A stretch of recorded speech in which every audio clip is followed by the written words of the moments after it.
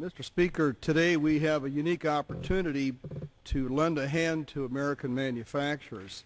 I'm proud to join my good friend and colleague from Illinois, Mr. Lipinski, and being an original co-sponsor of this legislation.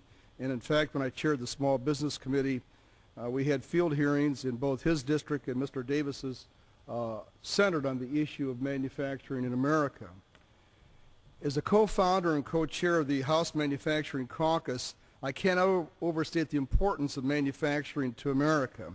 1 in 6 jobs in America is directly related to manufacturing, and 1 in 4 in the congressional district that I represent. Manufacturing drives innovation by conducting nearly half of all research and development and creating the bulk of technology in our nation. And nearly 60% of exported goods are manufactured goods. Every $1 in final sales of manufactured goods supports $1.40 in output, which is higher than any other economic sector. If we don't make things in America, that even those service jobs, however, will disappear. I spent probably 2/3 of my time in Congress studying and working on manufacturing issues from raw materials and minerals all the way through to export controls. In fact, within the past Congress, working with Congressman Blumenauer, Crowley, and Sherman, all Democrats, we were able to amend Section 17C of the Export Administration Act, which has resulted in the additional billions of dollars of more of aircraft parts being exported. In fact, I'm probably the only member of Congress who's ever gone to warehousing school to study the flow of manufactured items to the floor of sales. And every few years, the manufacturing sector in the U.S. experiences a crisis. The last report that was issued was in 2004.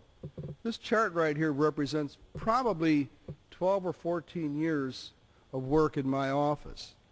We try to identify the numerous federal programs and agencies that support manufacturing. People will come in the office, we would add in hand exactly what those are. It's still difficult to have a central focus point to know who's manufacturing and who's doing research in a particular area. For example, if somebody wants to do research on machining titanium or Inconel, there's no central portal through which that person can go to determine exactly what programs or who's doing that research. That's one of the beauties of the bill that Congressman Lipinski has introduced.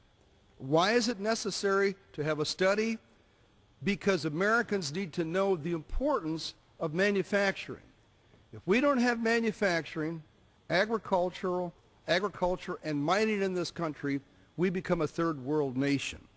If we can't make things with our hands, then we become hindered in maintaining our status as a world leader. The whole purpose of having a comprehensive strategy in manufacturing is, as Mr. Lipinski said, to call the nation's importance to the fact that young people need to go into manufacturing, need to go to our community colleges to learn how these sophisticated machines are made. I've probably been in 500 to 700 factories all over the world, studying and analyzing exactly what America needs. This bill has as its purpose to show Americans, but more importantly, to bring to the attention of fellow members of Congress the absolute importance of protecting manufacturing in this country.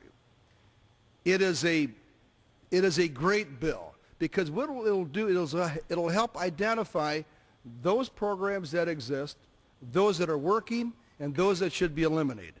And so I urge my colleagues to support H.R. 4692. Gentleman's time has expired. Gentleman from Illinois.